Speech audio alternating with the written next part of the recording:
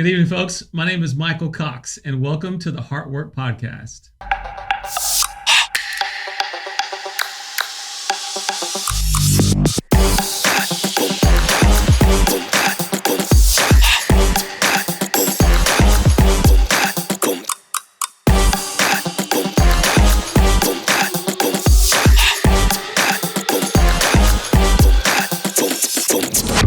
So today we have a new special guest.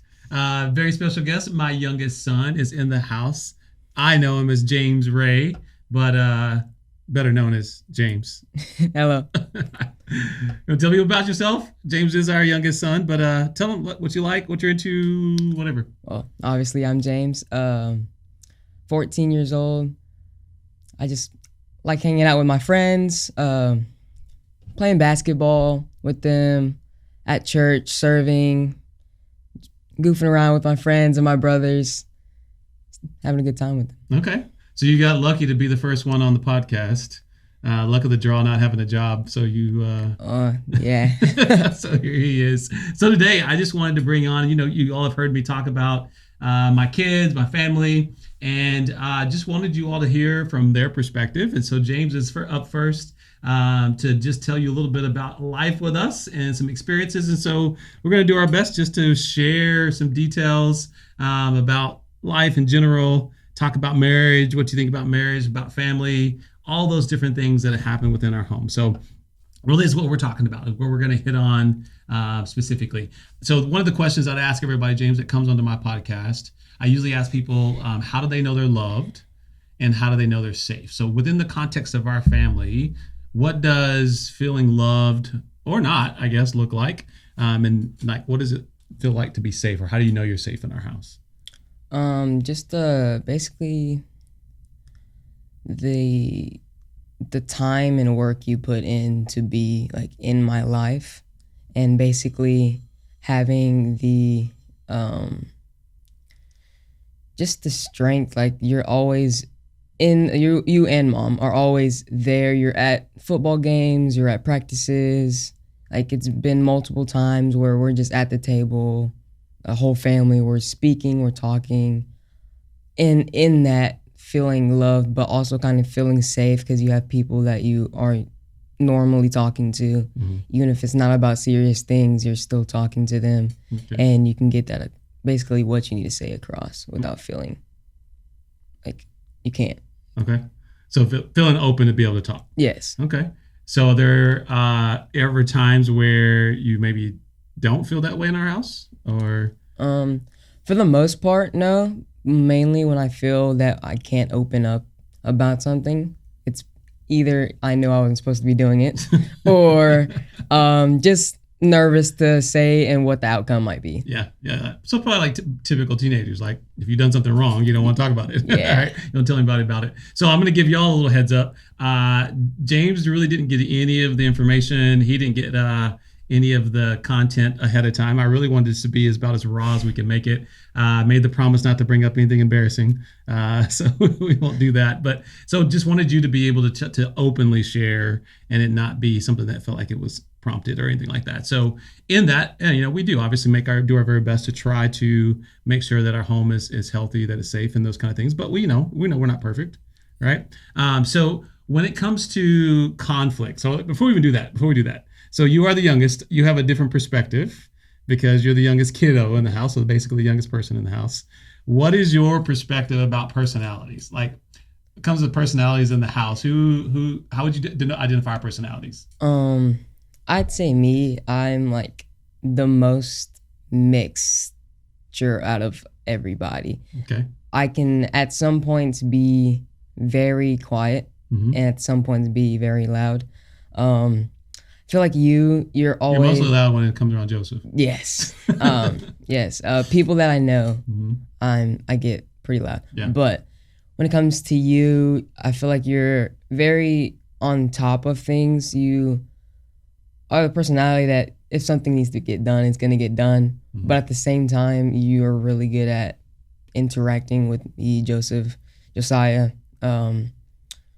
just really like in there having fun with us in times to come. But for the most part, you're just basically on it when it comes to. So basically, you say I'm the taskmaster in the house. Is what you're saying. Yes. Joseph, out of us three brothers, most, not personality, but most energetic, Yeah, likes to outgoing. talk, very talkative, basically. He likes to talk. He's got to get the gab. Yeah. Josiah, out of us three, definitely the quietest. But when you get to his certain topics, he'll spring He's out. gonna be on it. Yeah. He'll be on it. But then mom, it's where Joseph gets his talkability. Mom loves to be He just social. called you out, Coloma, by the way. Yes, mom loves to be social. There's multiple times where we are at church or at somewhere public, she'll stop and talk to a random person for 30 minutes. So that's basically it when it comes to personalities. Yeah. I would agree. Like, but it's, I don't know, lately, it's kind of when we leave church, it's kind of one of those things where it's like, maybe sometimes you're waiting on me. Well, that might be the fact that she's talked to everybody that she got can. everybody taken care of. Yes. Yep. So it's a good mixture. I would agree. You're a good mix when it comes to maybe my mom's personality, different folks. I would also describe you as someone that you kind of you contemplate. You really think about like your answers. You really think about if you're going to engage. You've really put a lot of thought into it before you're going to give the answer, and so. Yeah. There's usually a lot of intention behind it when it comes to talking or engaging. Of course, you can still be a 14-year-old kid and do all that kind of stuff too. But I think it's when it comes to whenever we talk about stuff or whenever you bring it up, I can tell you've thought about it. And it's not been something that just like came off the cuff. It was something you've thought about for a while. Would that be about accurate? Yeah, very accurate. And I think it's probably true about all y'all, but like Joseph is just gonna talk. Like we gotta say that, right? And Josiah's probably thought about it a little bit. But it's usually got with Josiah, y'all see that when he comes on. Josiah usually's got a movie quote to go with it or something like that when it comes to personality. So what would you say? And I know we don't like our house isn't crazy when it comes to conflict or anything like that, but what would you say when it comes to conflict in our house? How can you tell that something's going on or maybe there's a little tension? Can you tell? What can you tell when there's conflict in our house? Honestly, it's rare that we do. But you always feel the tension. It might not be the fact that where someone's yelling at somebody, but if you disagree, I feel like a lot of us, something that we all personally have in like You're rocking. Oh, my fault. But that we all personality wise have in common is if we have a conflict, sometimes we like to be quiet about it. Like that we don't want to basically, not that we can't speak about it, it's just when a conflict comes up, we might just be quiet about it and not let it like spew out. So it's like, are you saying it's because I think, and you tell me if I'm wrong, I think if someone has an issue with someone in our house, you talk about it. But like if it's like if me and mom or if something with me and your brother, you're not jumping in. Like you wouldn't jump into that because it's not any of your business. Yes. Right. Is that what you're saying? Yes. Okay. So it's not that we don't have conflict in the house because it happens, but it's not that everybody has to be in on it. It's we respect each other's privacy, I guess is what you're saying. Okay. I would agree with that. And so can you think of any times where I've given a couple of examples even on the podcast? Can you think of any instances between you and I in the past when it came to conflict, and we'll talk about how do we resolve that. But can you think of, I've got a couple, but what can you think of? The only one I can really think about right now is with my phone. I'm always on my phone. Most of the time I'm on my phone. Having my phone in my room is probably the last conflict we've had. Mm-hmm. It's the really only thing I can think about. It's been a while. So that's kind of an ongoing, that happens between parents all the time. All right, do get off your phone or whatever it might be. What do you remember? So we've said this on, and folks, if you want to go back and check it out on previous episodes, may even talked about like the first or second episode, but do you remember when you were playing select soccer? And that time I was asking you about practice. Are you practicing enough? And then we get to practice. Yes. You remember that? Yeah, I do remember that. You want me like go into detail what happened? What from your perspective, what was happening? From my perspective, honestly, I just felt butthurt. Like my pride got into like, I just felt prideful. basically what happened was that we were talking to my friend and his dad, which his dad's like the Coach. head coach of the whole organization, and he was talking about to my friend's dad on how, hey, yeah, he's not really been pushing it, he's not been on it, and honestly, I got a little, like, basically I said butthurt, and even though I wasn't, I got almost mad at him for like Him being me, right? yeah, yes, Okay, just make sure. yeah, about saying that in front of somebody else, Yeah. and not like telling me beforehand. Yeah. Yep. So it's been like, that's what, almost 4 years ago. It's Yeah, been a while. Maybe not that long, but part of what I told everybody else that I don't know that you and I've talked a whole lot about is how, remember we went to Sonic afterwards and we talked about it. Do you remember we were talking through and I shut down? Like we were kind of talking back and forth and I just was like, I just stopped talking. Do you remember that? a little bit. A little bit. Yeah. So back in the story, I can go back and look at it in previous episodes. Basically what happened was we were talking about it before, and I just stopped talking. And you said, Dad, I hate when you do that. And I said, do what? And you were like, when you shut down, we're just trying to talk. You may not remember that. Yeah, I do. A little bit. Okay. So in that, the reason I say that is because conflict for us doesn't mean that yelling, there's no hitting, all that kind of stuff that's happening, but being able to talk through issues, right? And being able to talk through things. And so we don't have to go into any of those details, but I feel like you've come to me for some things when you want to talk about specific things. And so I think it's really good, but we were able to, in that instance, to resolve, right? Yeah. To be able to get to conclusion. But most importantly, what I was telling the audience about that instance was you were exemplifying what I'm teaching people all the time, right? Of how to self-regulate. You were like, Dad, I'm just simply trying to talk to you, and you shut down. And that was you at 11, whatever old you were, doing that, regulating. That was you doing it, right? And so I've used that example a couple of times back and forth with people about what can happen in relationships and home when conflict happens. So would you say basically when it comes to maybe tension or conflict or those kind of things, folks handle it with who needs to be in the conversation? Yes. Okay. In our house. What are some of your favorite moments? Like when we, as a family, I can, like last week, what was it? What night was that when we were all sitting around at the table and just laughing about random stuff? Yeah, it was last week. We're just talking about grammar and spelling. Obviously I am dyslexic, so hard time spelling words, and me and my brother Joseph, we talk, I wouldn't say proper English. When it comes to words, y'all speak something, but I don't know if we call it proper yeah. English at all. We either make up our own word or say yeah in the middle of a sentence, like a filler word. And we were basically talking about how my English teacher, she was speaking normal English. It didn't sound right to me because it just didn't sound normal, because I've been around people that don't speak proper English. So that was a very funny moment. One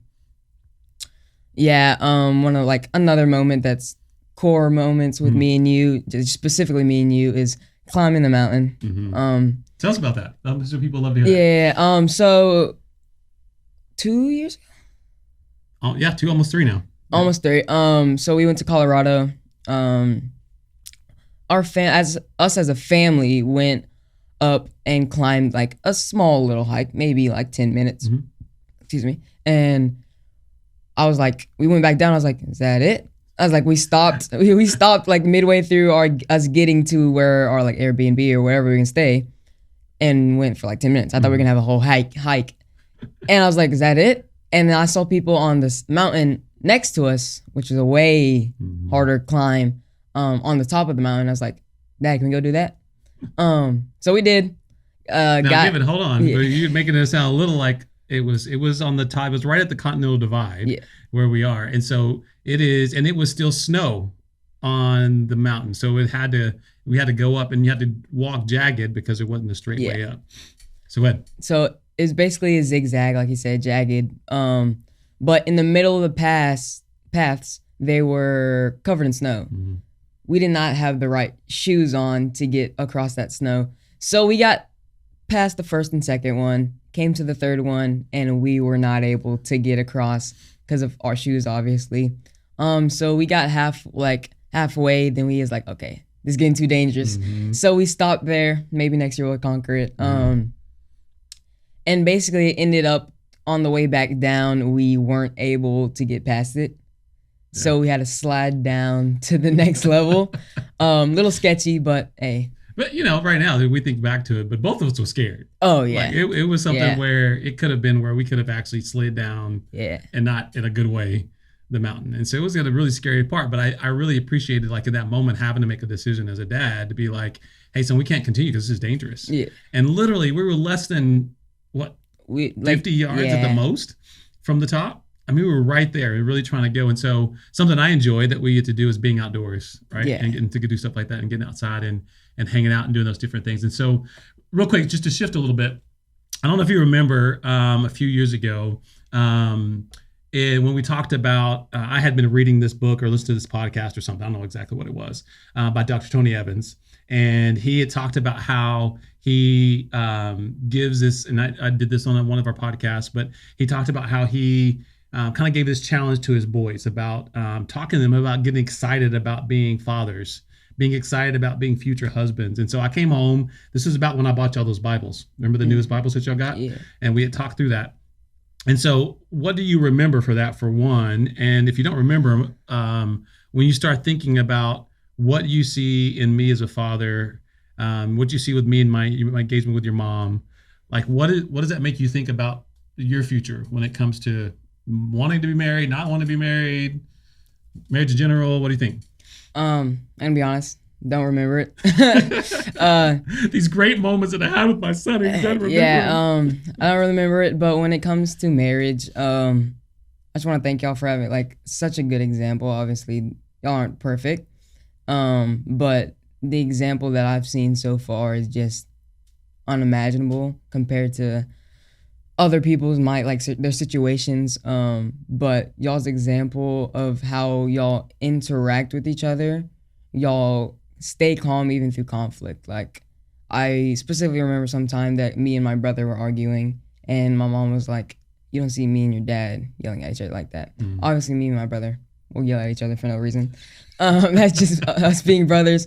But the realization with when she said that of like, your partner, you need to talk things out. Mm-hmm. You don't keep it deep under in that just hatred. Mm-hmm. You talk it out, and you really just find a solution that will fit both, or just scratch the whole thing and move on with it. And that's just an example that y'all have like really been good at giving. Okay, cool. I didn't pay him for that, but but when you think about it, like, is there, like, do you see yourself one day wanting to be married and being a father? Yes, obviously. The big part, obviously marriage, but I do really want to have kids. Having that connection just between me and you, I want that myself, and the POV of a father. I'm not crying. That's good, man. So, it's in that, because, we've talked a little bit about how, my parents were married for 40 something years before Papa passed away. Grandma Nana and Wello were married for a long time. I can't remember exactly how long it was before Wello passed away. And so, it's been there, but, it takes work, right, to be able to do that. And so, one, I appreciate you talking about that. We're not perfect by any means, but also that you've seen, and it's something that you want in that. What would you say when it comes to your future, James? What does that look like? What do you see your future being? Obviously, I mean, at this moment, gone through a different like job, career ideas, but haven't specifically locked onto one. But definitely in that moment, it depends on if I have kids, if I have a wife in future James, is that relationship between me and my kid, son or daughter, being very strong. Yeah. Well, something we haven't hit on that I think is an extremely important part of your life, our life. Where do you spend most of your time? Where are we mostly at? Church. All right. So what do you want people to know about your faith, where you go to, what you do in church? What do you want people to know about that? I'm Christian. That I like a lot of people. I'm not gonna get crazy into it, but that it's almost a label nowadays. And I like that label as not I'm a Christian, but I'm a child of God or a son of God. I serve in the kids basically every Sunday, scheduled or not. I just love it. That's the thing why I want to have kids, because that connection, just being in there, not obviously it's not as tight as me and you, but having that POV basically of I'm caring for this child, even if it's for not even 2 hours. It's just a very cool experience. But at the same time, you have those kids where, okay, I might not want to have kids. Too soon. It's good birth control. Yes. With birth control. Yes. Yeah. So this is what y'all need to know is James came out to serve. Like, you're part of the reason. I don't know if we've shared this with you. You're a lot of the reason why we're at Victory City. Yeah, you have. So when we started coming, y'all basically gave me option to either go in service with y'all or go into the kids wing. At this time, I was in third grade. And I just loved it. I loved the environment. I loved obviously learning, but like just people playing around in the church really struck it for me. And I was like, when we left, I remember telling them I want to come back. Like, this was really fun. Yep. So we went back, and we've been back ever since. Yes. And I remember being upset because you couldn't serve. Like, you were like, your brothers were getting a chance to go to youth group, and you couldn't because you were too young. Yeah, at the time, it was like you had to be like a certain age instead of what grade you're in. And at the time, I was in 5th grade, and all my brothers were ahead of me, and they were in youth group, and I was sitting upstairs while they were having youth group, feeling left out. But I was like, at the time, I really wanted to go, really had those connections. But just at the same time, it just felt like I wanted to be there. I wanted to serve. I wanted to take that next step, basically. And so, James, you call yourself one of the OGs of the kids ministry. Oh, yeah, most definitely. Being there from 3rd grade all the way to switching wings, switching classrooms, 3rd grade to now where I'm serving. I'm not just sitting in service as a kid. Yeah. So just to put it out there, like we have a huge youth group, but we have a number of young people that are working in our kids area. Now, when I say OG, you were one of the first kids, right, to go in. You would literally from 6th grade, like, I'm ready to jump in and get after it. And so I say that because I think it's one of those things that's important to know that y'all's faith, and something that's probably the biggest thing that's me and your mom are most proud of, is your faith is yours. Yes. Like, you hopefully have seen it in me and your mom, and we've taught that. But one of the biggest level of pride I could ever have is that y'all have made the choice to follow Christ. Yes. And are leading that way through what you do with your friends, school, different places. So to kind of close this out, if you could give a charge to parents, like when it comes to parents, like what, from a kid's perspective, what do you think parents need to hear, or what challenge would you give to parents from your perspective? Really be in tune with them, like be on the same basically book, same page, that when it comes to faith, not even just faith, but when it comes to conflict, when it comes just to your child's life, are you forcing them to be what you want them to be in faith or even school, or sometimes it comes to grades, or are you letting them basically pave out what they want to do, but still keeping them in check when they veer off? All right, folks. You heard it from James, our youngest, and giving feedback. I'm telling you, there's some conversations we have. This is the depth of where this young man goes, and so I'm very proud of him. If you want to know more, check us out on all of our different socials. Go to the website, themichaelcox.com. Can check it out. But also, in the coming weeks, you're going to get to hear from my other two sons, Josiah and Joseph, so check it out there as well. Again, check us out, subscribe on YouTube, and follow us on all the socials. Thanks.